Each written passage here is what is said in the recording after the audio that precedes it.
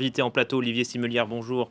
Bonjour. Et merci d'être sur France 24. Vous êtes expert en communication politique. Vous dirigez l'ESJ Pro Entreprise. C'est une structure de formation et de conseil en communication. Vous en êtes le directeur adjoint. Également auteur du blog du communicant. Catherine Perret de la CGT le rappelait. Le gouvernement a déclenché le 49.3 un samedi soir à l'issue d'un conseil des ministres qui était consacré au coronavirus. C'est un peu un passage en douce. Ça peut être vu comme ça. D'ailleurs, c'est ce que ne se privent pas de dire tous les opposants, que le gouvernement a saisi l'opportunité de l'actualité du coronavirus pour imposer subrepticement le 49.3. En fait, les deux dossiers sont dissociés, même si l'actualité se télescope. Simplement, le gouvernement faisait face à une obstruction parlementaire dont il ne parvenait plus à se dépêtrer. Lui-même s'est entêté sur un calendrier qui avait été fixé dès le départ, à savoir adoption du texte avant les élections municipales. Dans cette configuration, le 49.3 devenait de plus en plus probable, même s'il faut noter au passage que plusieurs membres de la majorité, que ce soit des députés ou des sénateurs, ont choisi soit de se retirer des rangs de LREM et de siéger aux non-inscrits. On publié une tribune aussi demandant au Premier ministre de ne pas saisir l'article 49.3.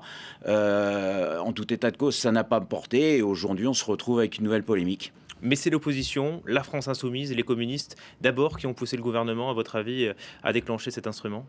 Alors, la France insoumise, le Parti communiste a largement alimenté l'obstruction parlementaire. On leur doit quand même plus de la moitié des amendements et sous-amendements qui ont été déposés à l'Assemblée nationale, qui rendaient quand même l'examen du texte beaucoup plus long que prévu, d'autant qu'il y avait des amendements qui étaient en substance complètement non pertinents, c'était juste du copier-coller.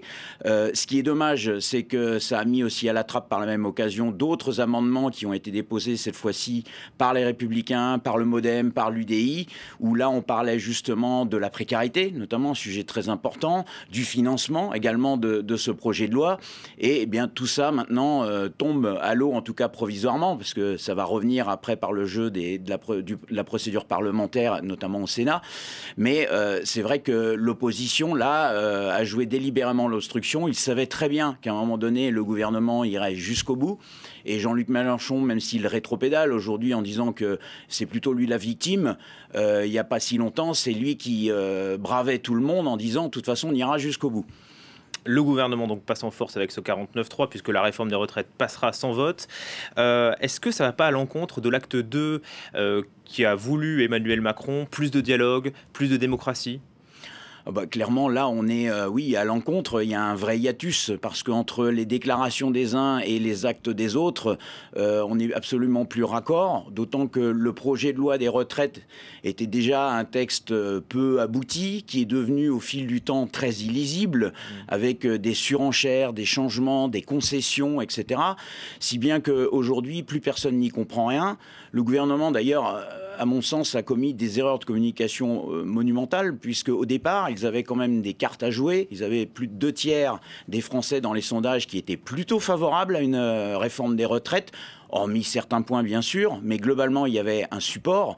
Aujourd'hui c'est vent debout quasiment contre ce projet, même si certains ne savent même plus pourquoi exactement ils manifestent et sur quoi ils manifestent, mais on est dans une rupture de dialogue totale et c'est préjudiciable pour la vie démocratique. Ça ne prouve pas au contraire que le gouvernement là, avec le 49.3, veut aller vite, conforme à son calendrier, qu'il est efficace ?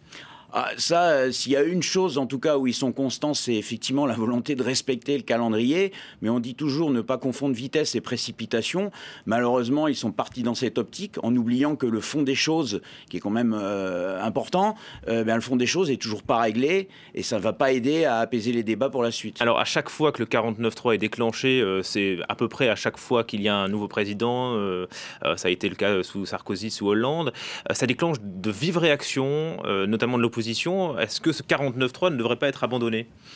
Le 49.3 en soi fait partie de la Constitution de la Ve République. Alors bien sûr, on peut demander une révision de cette Constitution et puis décider de le supprimer. Il a été conçu au départ pour préserver le passage de lois dans le cas où les majorités sont relatives ou faibles. Ça a été notamment le cas lors du gouvernement Rocard, qui a beaucoup recouru parce qu'à l'époque, son assise majoritaire était beaucoup plus faible.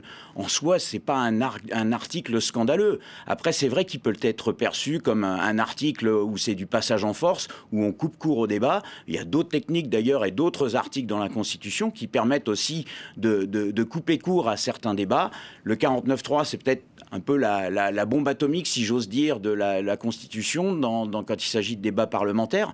Mais il existe et les gouvernements ne s'en privent pas. Pour le gouvernement Macron, c'est quand même la première fois dont il l'utilise. C'est vrai. Merci beaucoup, Olivier Simelière, pour vos explications, expert en communication politique, et donc vous dirigez le SJ Pro Entreprise. Merci à vous.